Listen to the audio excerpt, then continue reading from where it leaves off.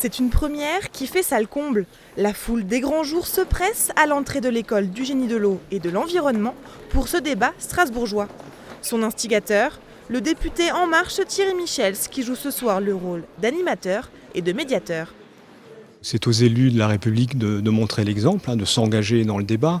Effectivement, les maires sont sollicités pour mener les débats de manière à ce que ce débat ait lieu dans toutes les communes de France, mais tous les élus, tous les citoyens sont amenés à faire de même, les syndicats, les corps intermédiaires. Et donc en tant que député de la circonscription, j'ai souhaité montrer l'exemple, et je pense que c'est une belle opportunité qui nous est donnée à toutes et à tous de contribuer directement à notre vie en commun, à notre bien commun. Je pense que c'est une expression d'un besoin de plus de démocratie participative qu'on a entendu dans les derniers temps. C'est une opportunité pour l'ensemble des citoyens en fait, de s'emparer de ces questions complexes qui se posent à nous.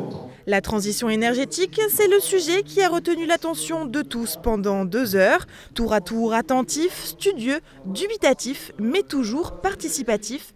Les citoyens présents sont parfois venus de loin et si la suite les laisse perplexes, ils ressortent plutôt satisfaits de l'exercice. Le terme de débat est un terme très ambitieux quand il s'agit de réunir plus d'une centaine de personnes. À chaque contribution, on pourrait avoir envie de répondre et véritablement de débattre, mais nous sommes trop nombreux pour le faire.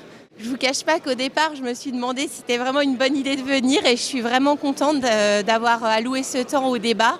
Les sujets étaient très variés, en même temps on sentait une préoccupation chez tout le monde de vraiment faire avancer les choses. Je pense que tout le monde a été écouté, ça c'est le bon point, et j'ai apprécié d'ailleurs qu'il y ait un énorme respect de la part de toutes les personnes dans la salle, donc une très bonne écoute.